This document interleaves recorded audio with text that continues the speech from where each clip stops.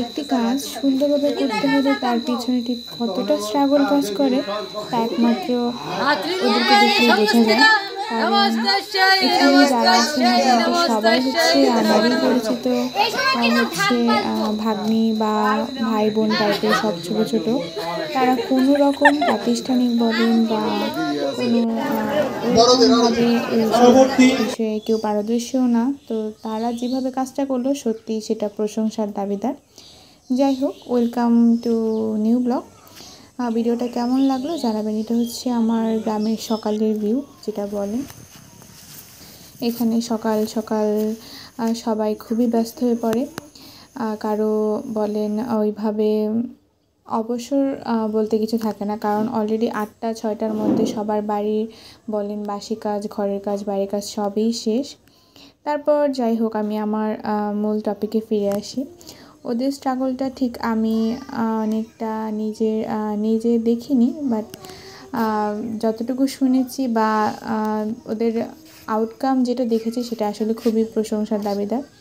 এটা মূলত অনুষ্ঠানটা তারা করেছিল প্র্যাকটিস করার টাইম খুবই অল্প সময় পেত, কারণ সবারই মোটামুটি স্কুল কলেজ বা কারো কোনো কাজ আছে, বাবার সাথে কাজ করে, দোকানে কাজ করে, এরকমই সবাই এখানে। তো তাদের দেখা যেত সব সময় সবার দিনের বেলায় সময়টা একসাথে করা সম্ভব ছিল না।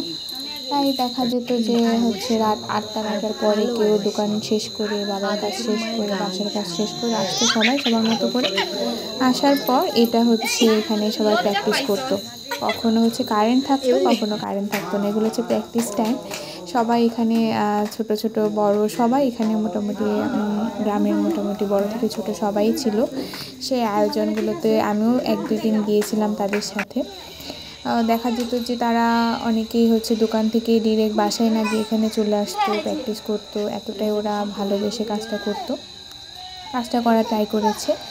আর এখানে বলেন কোনো রকম ওইভাবে কোনো সম্মাননা বা পুরস্কার এইভাবে দেওয়ার এখনও সামর্থ্য আসলে সবার হয়নি। ওরা নিজেদের চেষ্টা মতোই করেছে, একদম নিজেদের উদ্যোগে কাজটা করেছে। পুরোপুরি সাজানো থেকে শুরু করে ড্রেস আপ সিলেকশান, সাথে আমাদের গ্রামের যে একজন আনুদা, উনিও ভালো ডিরেকশান দিয়েছে, কারণ ওনার হাত ছিল ওদের মাথায় বলা যায়। তারপর হচ্ছে ওরা নিজেদের মতো করে ইউটিউব থেকে ঘেটে কারো ফোন তো তেমন ছিল না, তো 1-2 জনের ফোন ছিল, সেটা থেকে দেখে প্র্যাকটিস করতো ওরা ওইভাবে কীভাবে কী করলে ভালো হয়। তাছাড়া বিভিন্ন সাজার জন্য তো এরকম কোনো বাজেটও ঠিক সেভাবে ছিল না।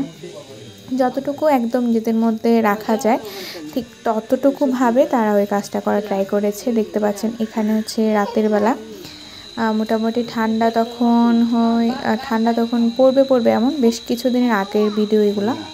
তো এই যে এইভাবেই কারেন্ট ছিল না বলে প্রথমে যে গানের অর্ডার দেখলেন সেটা হচ্ছে গান, আর কারেন্ট আসা মাত্র তারা কাজ শুরু করে দিয়েছিলেন। কাজটা শেষ করতে প্রায় 12টা-12:30টার মতো লেগে গিয়েছিল। আমরা তো মোটামুটি 1টার দিকে মোটামুটি শেষ হয়েছিল। সব মিলে প্র্যাকটিস করা, তারপর হচ্ছে ডায়লগ বলা, এগুলো অনেক কাজ ছিল। এই যে সবাই করছে খুব আনন্দের সহকারে বলা যায়, আর খুবই ক্লান্ত ছিল কিন্তু তাদের মধ্যে অনেক আনন্দ ছিল বলা যায়। আর এখানে হচ্ছে মেইন যে আছে মানে দীপা, তার নিজের কথা কী বলবো, খুবই একটা ভালো মেয়ে বলা যায়। পাশে যারা আছে সবাই অনেক ভালো, দীপা, তৃপ্তি আর অনেকেই ছিল।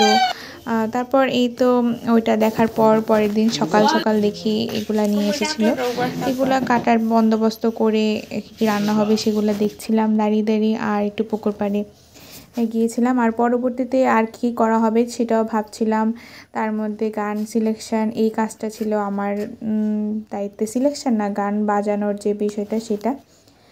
আর এর মাঝখানে যখন পুজো শুরু, তখন এই যেগুলা ভোগ ছিল, মানসিকের ভোগ, এগুলা তারপর অনেকেই অনেক কিছু দিচ্ছিলো, সেগুলো হচ্ছে ক্লিপ নেওয়া ট্রাই করছিলাম। পাশাপাশি এখানে এটা হচ্ছে আমার পাশের বাড়ির এক কাকি, উনি দেখাচ্ছিলেন যে কী নিয়ে এসেছে। উনি খুবই খুশি ছিলেন, ওনার সামর্থ্যে উনি যেগুলো নিয়ে এসেছেন সেইগুলোতে উনি খুশি ছিলেন, বোঝা যাচ্ছে।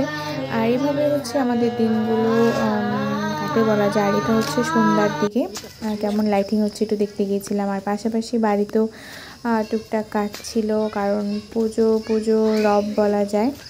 তারপর এই তো কালী পূজার আগের দিন দীপাবলির এই জন্য আমাদের সামনে পুজো হয়ে থাকে গ্রামে, তো সেগুলো দেখতে বেরোয়েছিলাম। আমাদের বাসায় মোটামুটি কাজ ছেড়ে সেখানে প্রদীপ জ্বালানো ছিল। সবাই কে প্রদীপ জানান আমাকে জানাবেন তো। আর তারপর হচ্ছে এই তো লাল নীল বাতি, এগুলা কে পছন্দ করেন। ছোটোবেলায় দেখতাম মিটি করে জ্বলতো, কিন্তু এগুলো হচ্ছে জলে নিবে না এমন না, কনস্ট্যান্টলি জ্বলছে। আর এই তো আর বাকি অনুষ্ঠানও এটা ছিল পুজোর দিন, যেহেতু আমাদের অনুষ্ঠানটা ছিল পুজোর পরের দিন। তো পুজোর দিনও সবাই উপবাস থেকেছে দেখে আমার খুবই ভালো হয়েছে। ছোটো ছোটো বাচ্চা যারা ছিল তারাও মোটামুটি উপবাস থেকেছিল। আর এগুলো হচ্ছে আমি প্রদীপ রেডি করছিলাম বাসায় জ্বালানোর জন্য, পরিষ্কার করে এগুলো হচ্ছে পানিতে একটু ভিজিয়ে রেখেছিলাম। জলে ভেজানোর পরে একটু রোদে দিয়েছিলাম। আর এখানে হচ্ছে ছোট ছোট করে আলপনা দিচ্ছিলাম, কারণ সময় খুব বেশি একটা ছিল না আলপনা দেওয়ার মতো ওইভাবে। তো অল্প একটু করে জাস্ট আমি টাচ দিয়ে গেছি, এরকম বলা যায়। খুব একটা ভালো পারিও না সেইভাবে আলপনা, আমি আমার মতো করে দেওয়ার ট্রাই করেছি। প্রতিটা ঘরের দৌড়ে হচ্ছে বাতি দিতে বলে মা, প্রতিটা ঘরের জায়গায়, তারপর বাইরে গাছের গোড়ায় মোমবাতি বা প্রদীপ আমরা দিয়ে থাকি। আর হচ্ছে দীপাবলিতে কে এরকমভাবে প্রদীপ বা এরকম আলপনা করেন জানাবেন। আর আমাদের বাসায় হচ্ছে নৌকোর মধ্যে প্রদীপ, 5টা প্রদীপ, প্রদীপের শিখা, তারপর হচ্ছে কলা গাছ দিয়ে একটা নৌকো বানিয়ে আমরা পুকুরে ভাসিয়ে দিয়ে আসি। কিন্তু ভাসানোর টাইমে দেখা যাচ্ছে প্রচণ্ড বৃষ্টি আসছিল হঠাৎ করে, বেশিক্ষণ আবার থাকেনি। এটা হচ্ছে বৃষ্টি হওয়ার পরে মোটামুটি রাত হয়ে গিয়েছিল, কারণ আমরা হচ্ছে এটা সন্ধ্যার বাতি দেওয়ার সাথে সাথে এটা আমরা হচ্ছে জ্বালিয়ে পুকুর পাড়ে ভাসিয়ে দিই। কিন্তু ওই দিন হচ্ছে ওটা একটু লেট হয়ে গেছিলো, কারণ মুষলধারে বৃষ্টি হচ্ছিল। প্রদীপগুলো আমি রেডি করছিলাম।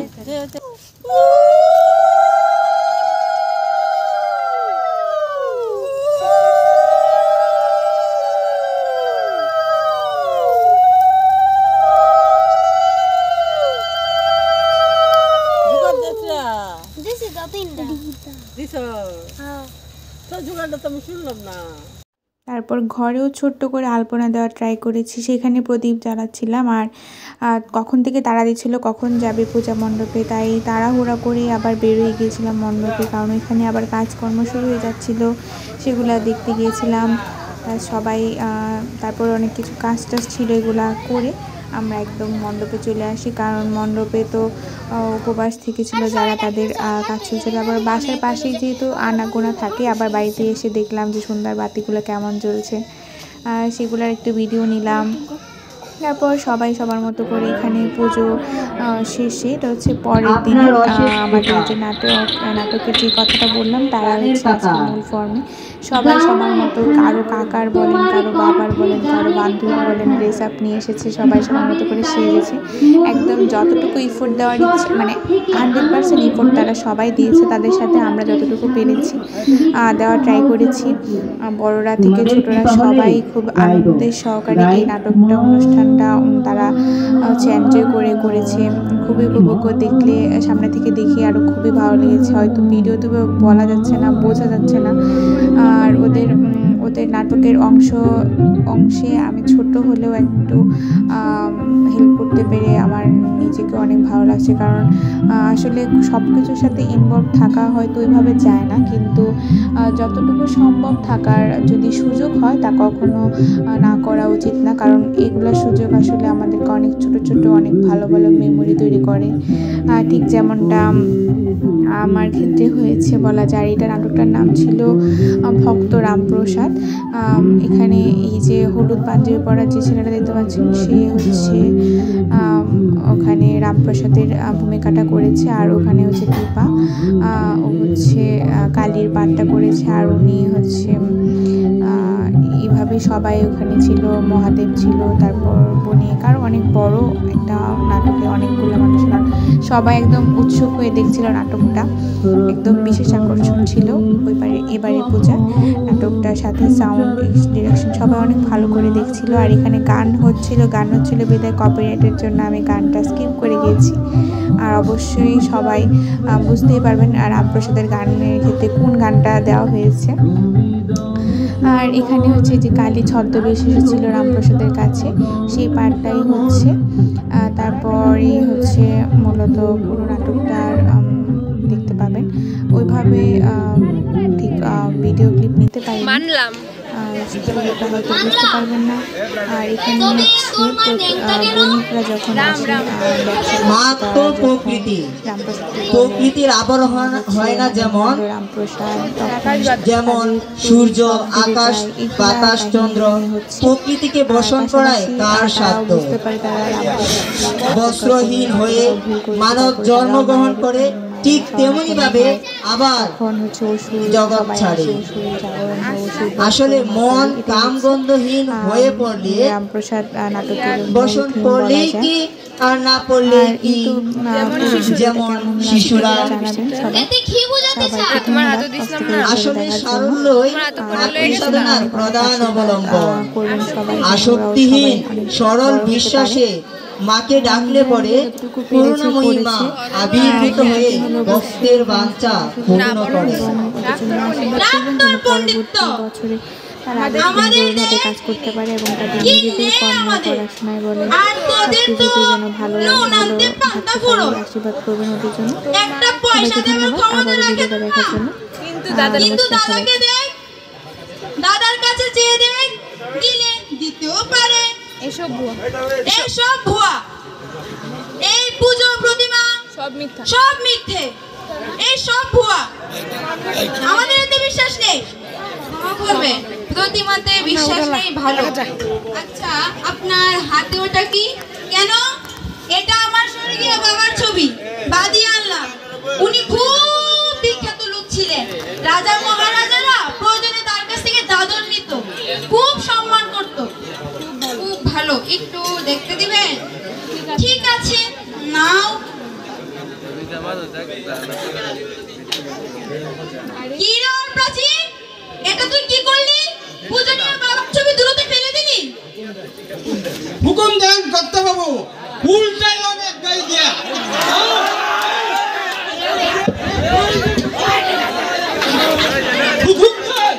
হুকুম দেন কর্তাবাবু, আর রাখবো না। আরে তুই থাম। এটা কি করলে? পূজনীয় পিতার ছবি ফেলে দিলে? পিতাকে অপমান। ও কাকু, রাগ করো না, ওটা তোমার বাবা নয়, বাবার ছবি মাত্র। যা, কাকু তো বাবাকে যেমন ভালোবাসেন তেমনি ছবিটাকেও। ও কাকু, বাবাকে বকো না। অদ্ভুত, অদ্ভুত দৃষ্টান্ত। জয় মা, জয় মা। দাদা, ঝড় উঠেছে। জয় মা। ঝড়, ঝড়, ঝড়, ঝড়। জয় মা, জয় মা, জয় মা। রক্ষী করো মা, রক্ষী করো। জয় মা, জয় মা। রক্ষী করো মা, রক্ষী করো। জয় মা, জয় মা। রক্ষী করো মা, রক্ষী করো। জয় মা, জয় মা। ও কর্তাবাবু, কর্তাবাবু, আপনারা ঠিক আছেন তো? সর্বনাশ হয়ে গেছে কর্তাবাবু, সর্বনাশ হয়ে গেছে। কি হয়েছে বলো? সর্বনাশ হয়ে গেল কর্তাবাবু। আমাদের হঠাৎ জোরে আমাদের নৌকা নোঙর ছেড়ে পানির জোয়ারে ভেসে গেলে।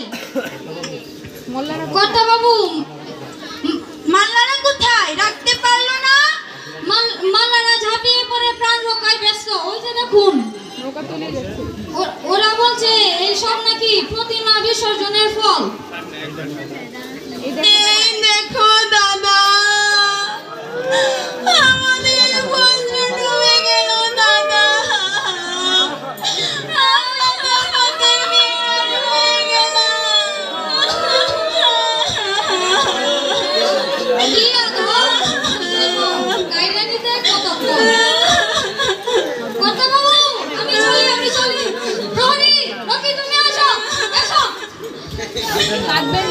কাঁদবেন না, কাঁদবেন না, কাঁদবেন না, কাঁদবেন না,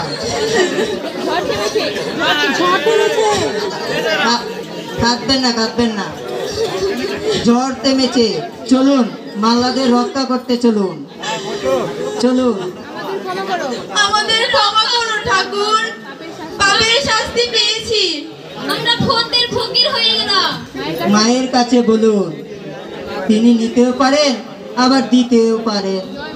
জয় মা, জয় মা। মা গো, মহা পাপ করেছি মা, ক্ষমা করে দাও। বিপদে ধৈর্য রাখতে হয়, কাঁদবেন না, কাঁদবেন না। উঠুন, উঠুন, চলুন মাল্লাদের রক্ষা করতে যাই। চলুন, চলুন, চলুন।